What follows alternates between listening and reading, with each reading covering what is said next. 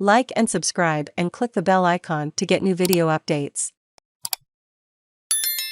New Zealand collapses on day 4 of second test against England at Trent Bridge. The second test between England and New Zealand is wide open at the end of day 4 after the Black Caps' aggressive attempts to create a winning position backfired at times in their second innings at Trent Bridge. New Zealand reached stumps on 7-224, with a lead of 238, after several batters gave away their wickets in a soft manner, including 2 sloppy run-outs.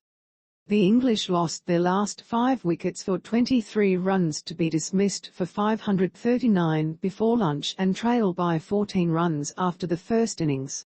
Joe Root's brilliant innings ended on 176, the former captain one of Trent Bolt's 5 victims. Read more. Foster Lord's courageous coach for World Cup gamble the mole, woeful loss prompts massive clean-out calls yet. They now have an improbable shot at the series-clinching victory in Nottingham, having won the first test at Lord's to start the 3-match series. New Zealand made 553 batting first but, remarkably, might not win.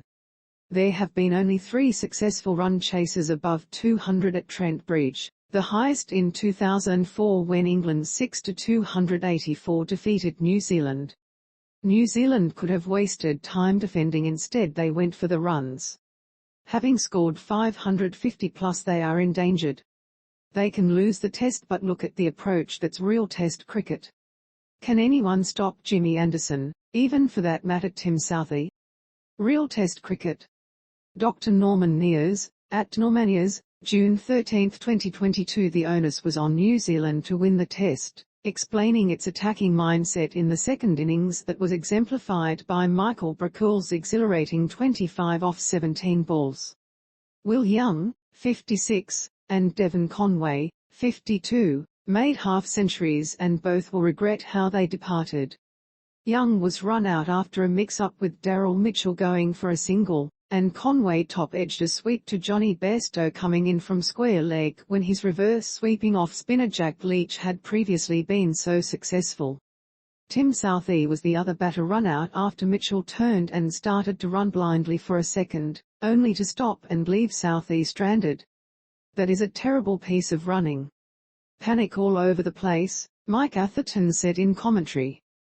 Southee is the man that has to go, but Mitchell at the non-striker SN turned blind, didn't he look, set off. Southee responded, and by the time he had looked up Mitchell, he realised there was no second run on. New Zealand are imploding here, Mark Butcher added. The innings started with Tom Latham leaving a delivery from round the wicket from Jimmy Anderson that swung in and splattered the stumps, gifting the veteran paceman the 650th wicket of his Test career. Mitchell was 32 not out and Matt Henry unbeaten on 8 at stumps. Earlier, England added 66 runs to its overnight total of 5-473 as Bolt, New Zealand's left-arm fast bowler, claimed his 10th 5-wicket haul in Test matches. Root started aggressively, hitting a 6 from a reverse scoop shot typically seen in white ball cricket, before hammering Bolt to Southee at short extra cover for 176. Root added 13 runs to his overnight score. Mitchell took a diving one-handed catch at slip to remove Stuart Broad, 9, off the spin bowling of Bracool.